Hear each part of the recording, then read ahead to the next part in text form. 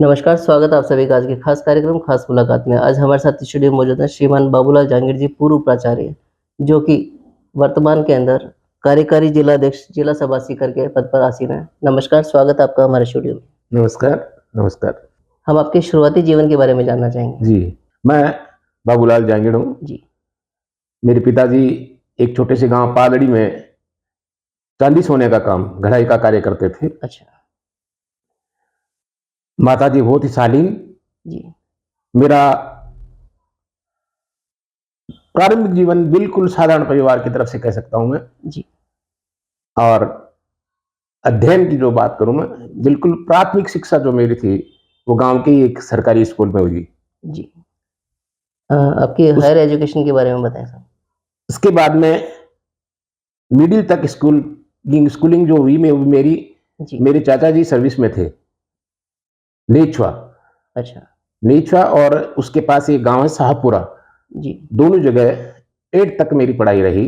जी, 9th-10th मैंने पालड़ी के पास ही गाँव कूदन है, उसमें रहते हुए राजकीय स्कूल के अंदर 10th पास किया। वहाँ से मेरा एजुकेशन का सफ़र का जो प्रारंभ था, वो वहाँ से क्लिक कर सकता हूँ मैं। जी, इस दौरान मैंने घर पे घड़ाई का काम भी किया है। अच्छा। बहुत कम समय रहा, लेकिन मैंने किया है वो। पढ़ाई के साथ-साथ हाँ, काम पढ़ाई के करते साथ-साथ। हैं। जी, 11th में आके मैं एसके कॉलेज, एसके स्कूल और एसके कॉलेज सीकर में अध्ययन किया। जी, रहना मेरा उस दौरान शिक्षा समिति सीकर, जी, श्री विश्वकर्मा शिक्षा समिति सीकर के अंदर था। वहाँ उस वक्त बहुत बढ़िया ग्रुप था। जी, हमारा जो ग्रुप था, उसके अंदर बहुत बढ़िया ग्रुप था। जी, और उसमें से शायद हम उस वक्त 22 लड़के रहा करते थे। अच्छा, उसमें से करीबन 5 या 6 हम लोग सर्विस में आए। जी, उस पीरियड का, वो पीरियड मैं कह सकता हूँ कि विश्वकर्मा शिक्षा समिति का स्वर्ण काल था हमारा। बहुत बढ़िया। उसके बाद में हायर एजुकेशन मेरी पीजी जो था वो वहाँ गवर्नमेंट राजस्थान यूनिवर्सिटी जयपुर के अंदर जी, हॉस्टलिंग रहते हुए मेरा ज़्यादातर जीवन हॉस्टल का रहा है। अच्छा, अच्छा। मैं 5th के अंदर जो चाचा जी के साथ आ गया था 5th बाद में, जी, तो खाना बनाना और खिलाना उनको भी तो शुरू से घर के शुरू से बाहर। ही। जी, फिर स्कूल यहाँ विद्यापीठ में भी हॉस्टलिंग था, अच्छा, वही वातावरण था। पीजी में गए तब भी वहाँ भी हॉस्टल का वातावरण मिला। जी, जी। सर नौकरी में आपका किस तरह से रुझान रहा है?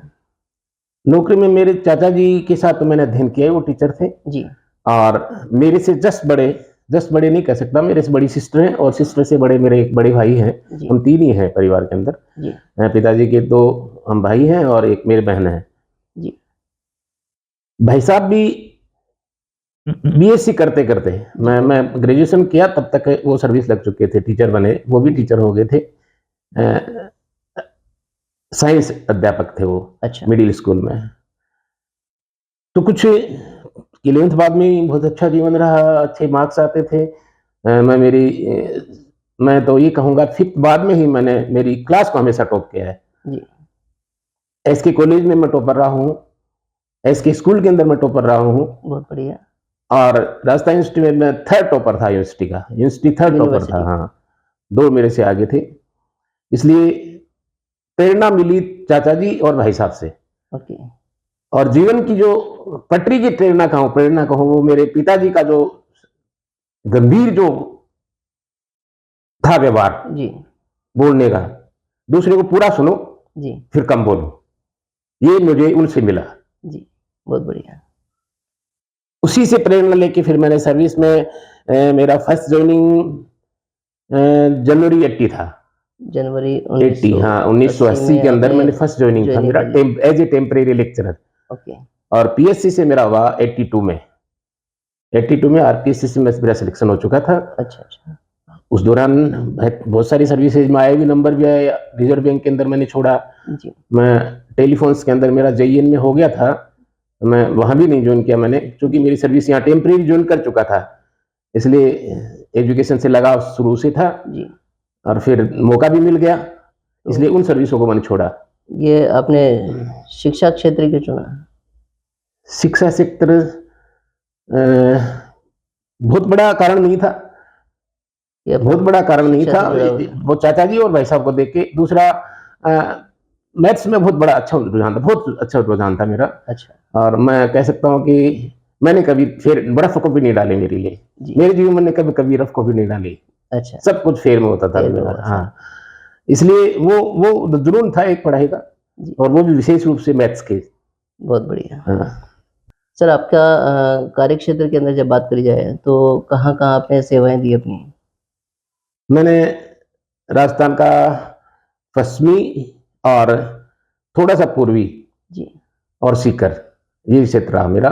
प्रारंभिक जो मेरा फर्स्ट जो पोस्टिंग था वो बाड़मेर था, अच्छा। गवर्नमेंट कॉलेज बाड़मेर में मेरा फर्स्ट पोस्टिंग था। जी। उसके बाद में मैं आया, बाड़मेर से मैं आया चिमनपुरा, बाबा भगवान दास गवर्नमेंट कॉलेज चिमनपुरा। अभी ये जो त्रिवेणी महाराज हैं हाँ, हाँ। उनके द्वारा खोला गया कॉलेज था। अच्छा। खुलते ही प्रथम पोस्टिंग फिर मेरी वहां ट्रांसफर होके आया था मैं। जी। उसके बाद में मेरा वहां से आरपीएस से सिलेक्शन हुआ, और शाहपुरा भीलवाड़ा 4 साल सर्विस मैंने वहां दी। जी।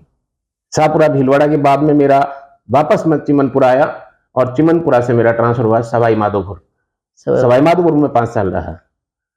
सवाई माधोपुर से रहते हुए फिर मैंने हायर एजुकेशन में एमफिल भी किया, अच्छा। वो as a teacher research fellow. जी। गवर्नमेंट के द्वारा ही वो एक स्कीम होती है, उसके तहत मैंने मेरा एमफिल किया। जी। और एमफिल के जस्ट बाद में 91 में मैं एसके कॉलेज सीकर में आया। 91 से मेरा आगे का जो सफर था वो 2005 तक मैं यहाँ 91 से लगभग 2005 तक यहीं रहा। बीच में एक आध बार गया तो कोई छोटी मोटी ट्रांसफर था मेरा। जी। 5 के बाद में मैं ट्रांसफर हो गया झुंझुनू। अच्छा। झुंझुनू से पहले हुआ तब पाली, लेकिन पाली से वापस झुंझुनू आया। झुंझुनू से फिर मैं वहां से प्रमोट हुआ। जी। प्रमोशन के बाद में vice principal, as a vice principal first posting मेरी थी बहरोड गवर्नमेंट कॉलेज बहरोड। बहरोड। हाँ, बहरोड से छोटा कार्यकाल था, केवल 4 ही महीने का। वहां से ट्रांसफर होकर वापस एसके कॉलेज सीकर में वाइस बन के आ गया था। बहुत बढ़िया। और उसके बाद में मेरा छोटा प्रमोशन हुआ, पीजी प्रिंसिपल बना मनोहर। नोहर से वापस ट्रांसफर होकर मैं रामगढ़ आया। रामगढ़ से फिर वापस पीजी प्रिंसिपल बन के एसके कॉलेज सीकर में आ गया मैं। बहुत बढ़िया। तो लास्ट ट्रांसफर आपका लास्ट पर मेरा जो रिटायरमेंट जो था, जी। वो एसके कॉलेज की 3 ब्रांच हो गई थी उस दौरान। गर्ल्स कॉलेज, आर्ट्स कॉलेज और commerce college. Okay. PG principal, as a PG principal मैंने कॉमर्स कॉलेज सीकर ज्वाइन किया था, ट्रांसफर होके रामगढ़ से ट्रांसफर हो गया है। और अप्रैल 2016 के अंदर 30 अप्रैल 2016 को मैं रिटायर हुआ सर्विस से। बहुत बढ़िया। सर समाज सेवा में आपका रुझान कैसे हुआ? समाज सेवा में मैंने बताया अभी आपको, मेरे पिताजी और चाचा जी का जो रहने का तरीका था जी। वो बिल्कुल सादा, और मैं ये कह सकता हूँ कि वो उस वक्त गांधी दर्शन से और गांधी जीवन से प्रभावित था उनका। अच्छा। और वहीं से मेरे जीवन के अंदर भी वो झलक दिखने को मिली, और मैं हमेशा उसी पद चिन्ह पे चलने का प्रयास किया। जी। और वहां से मेरे अंदर 2 गुण अपने आप समाहित हुए। मैं भी नहीं जानता कि वो कब मेरे अंदर वो चीज आ गई। जी। एक तो ईमानदारी, बिल्कुल। दूसरी सच बोलना। ये 2 चीजें मेरे से, मैं कड़वा लगता हूँ, भोसों को लगता हूँ। जी, बिल्कुल। वो कारण वही है, केवल सच्चाई पे मेरा हमेशा ही फोकस रहता है। जी। मतलब मैं चाह के भी नहीं बोल सकता झूठ। सही बात। वहां से फिर 2016 के अंदर रिटायरमेंट बाद में, पहले भी था मेरा रुझान, पहले भी हमेशा ही रहा है। सर्विस में रहते हुए भी मैंने समाज की छात्र छात्राओं को जितनी हो सकती थी मदद, जिन सीमाओं के अंदर, जी। क्योंकि सेवा भी राजकीय थी, राजकीय सर्विस, राजकीय स्कूल में मेरा अध्ययन हुआ। जी। अब उसमें लिमिटेशंस होते हैं, उन लिमिटेशंस के तहत बिल्कुल जो भी छात्र था, नीडी था, संपर्क किया, नहीं संपर्क किया तब भी पता लगा कि ये छात्र है, जी। और संपर्क में उसको लिया गया। जी। जो लाभ दे सकते थे उन्हें लाभ दिलाने का पूरा प्रयास किया। जैसे वो राजकीय सर्विस कुछ स्कॉलरशिप होते हैं, जी। उनके लिए उनको प्रेरणा देना, बुक्स दिला देना लाइब्रेरी से, या कोई कोचिंग मेरी तरफ मेरे से जो मदद मैथ्स के संबंध में हो सकती हो थी, सकती थी। वो सब मैंने की उनको। बहुत बढ़िया। सर एक बात और, समाज में जब बात करी जाती है तो किन-किन पदों पे आप रहे हैं और आपके कार्यकाल की क्या-क्या उपलब्धियाँ रही है उसके बारे में थोड़ा-सा दर्शकों को बताएँ? मैं सर्विस के बाद में सीधा अगर समाज से जुड़ना, महासभा से जुड़ना है, तो वो मेरे प्रेरणा स्रोत है मेरे साथी श्री प्रभुदयाल जी बरनेला, जो अभी हाल फिलहाल मध्य प्रदेश के प्रदेश अध्यक्ष हैं। जी। 15 के अंदर, बल्कि 15 में मैंने मेरी बच्ची का संबंध उनके बच्चे से हुआ। अच्छा। उसके जस्ट बाद में वो पहले से थे, मुझे उनसे प्रेरणा मिली और मैं तब से ही फिर महासभा से जुड़ा। जी। महासभा उसी दौरान फिर रविशंकर जी का चुनाव हुआ, प्रदेश अध्यक्ष लखन जी का चुनाव हुआ। जी। वहां से मेरी सक्रियता भागीदारी हो गई जी। और उसके जस्ट बाद में जिला सभा सीकर के जो इलेक्शंस हुए, हमारे प्रथम जो जिला अध्यक्ष थे हरदयाल जी जहांगीर सीनवाली वाले, जी। मैं उनको भी मेरा प्रेरणा स्रोत मानता हूँ। मुझे याद आ रहा है, शायद मैं 10th में था अच्छा। और हरदयाल जी अध्यापक रहते हुए वो LIC का काम भी किया करते थे। अच्छा। मेरे पिताजी के LIC करने, वो मुझे ये बहुत अच्छे से याद आ रहा है, ऐसे दिखाई दे रहा है आज भी कि जैसे हरदयाल जी यहाँ बैठे हैं, पापा जी यहाँ बैठे हैं और मैं सामने बैठा हूँ। जी। वहां से भी मुझे प्रेरणा मिली, उन आदमी के अंदर जो समाज सेवा का जुनून था, उसको देख के मैं प्रभावित हुआ और उनको हमने प्रत्याशी बनाया और वो निर्विरोध जिलाध्यक्ष बने। उस वक्त बहुत बढ़िया। चुनाव नहीं हुआ था। उन्होंने फिर मुझे महामंत्री का पद दिया, उनके कार्यकाल में महामंत्री रहा। जी। और उन्हीं का सपना था कि हम सभी का था, पूरी टीम का कह सकता हूं, पर पहली सोच उनकी थी। जी। उन्होंने ये कहा था कि छेले के अंदर अपना ऑफिस अच्छा नहीं लगता, अपन को प्रयास करते हैं और जिला सभा का एक कार्यालय बनाते हैं। जी। वहां से हमारी पूरी टीम ने प्रेरणा ली और उनकी उस अप्रोच को, उनकी उस सोच को लेकर हम चले और आज आपके सामने अपन यहाँ बैठे हैं, जहाँ ये आपका इंटरव्यू हो रहा है, ये जिला सभा कार्यालय ही है। जी। मैं बड़ा सौभाग्यशाली हूँ कि मुझे ऐसे ऐसे प्रेरणा स्रोतों का लाभ मिला, उनसे संपर्क मिला, उनके साथ मैं काम कर सका। जी।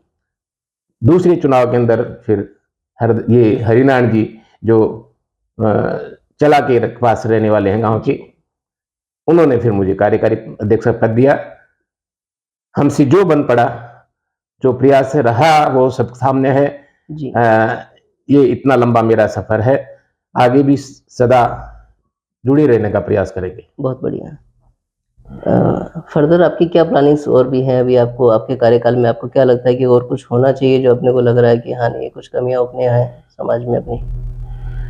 समाज में एक्चुअली थोड़ा सा जो बिखराव है, उसको जरूर हम समेटने का प्रयास भी करते हैं। सफलता कितनी मिलती है तो समय बताएगा। कोशिश ये रहती है कि समाज के अंदर किसी तरह का मनमुटाव आपस में न हो और सभी मिलजुल के अपन इस जिला सभा को जितना पोषित कर सकें, समाज को जो लाभ दे सकें, ये मेरी सोच रहती है और इस दिशा में हमारा प्रयास भी रहता है।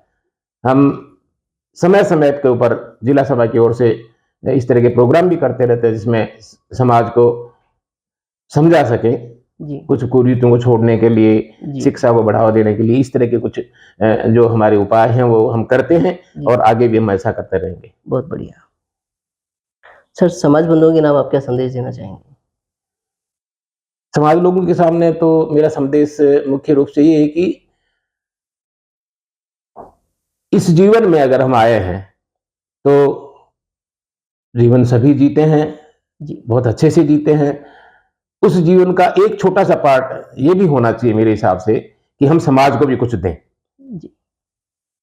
और देने के अंदर दानदाता बहुत हैं, एक दान देना भी है, शिक्षा देना भी है, सदाचार की बातें देना भी, ये समाज के लिए मैं समझता हूं कि हर व्यक्ति को इससे जुड़ना चाहिए और समाज को कुछ न कुछ अपने तरफ से किसी भी रूप में हो भले ही वो उसको प्रदान करने का काम करना चाहिए। ये मेरी सोच है और मैं चाहूंगा कि सभी समाज बंधु सभी भाईचारे से रहे और समाज के अंदर जो इस महासभा है, अपनी महासभा, जिसको मैं मातृ संस्थान कह सकता हूं, आज से करीबन शायद 114-15 साल पहले बनी हुई अपनी महासभा है और सभी उसके अंदर कर्मठ कार्य करता रहे हैं। उसी के कारण से आज मैं कह सकता हूं कि सभी समाजों के अंदर हम इस दिशा में सबसे अग्रणी हैं और इसको और पोषित करते रहना चाहिए। जिस भी तरह का सहयोग मिले उस तरह से सबको ये प्रयास करना चाहिए। मेरा यही संदेश है। बहुत बढ़िया सर। सर, समाज बंधुओं के नाम संदेश तो हो गया, अपन अब चाहते हैं कि युवाओं के नाम भी कुछ संदेश दे दें आप। क्योंकि आपका कार्यक्षेत्र जो रहा है वो शिक्षा से रिलेटेड रहा है, तो समाज के बच्चों के नाम भी आप कुछ संदेश देंगे। युवाओं के लिए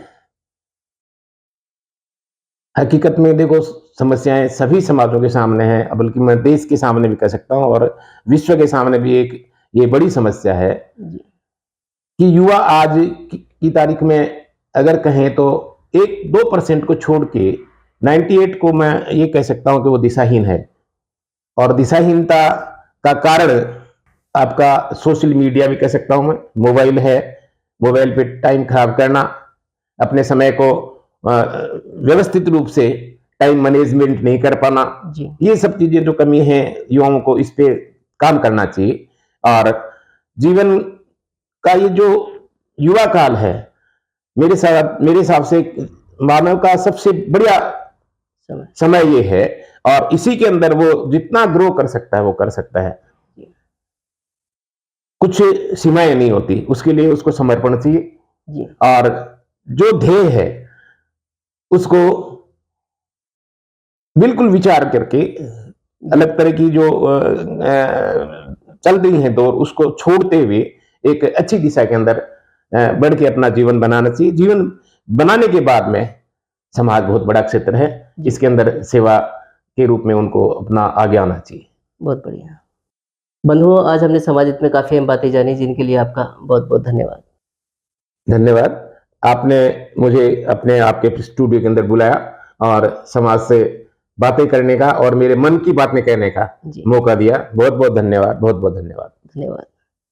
मिलते हैं अगले सप्ताह किसी नई हस्ती के साथ, तब तक आप देखते रहें विश्वकर्मा टुडे न्यूज़।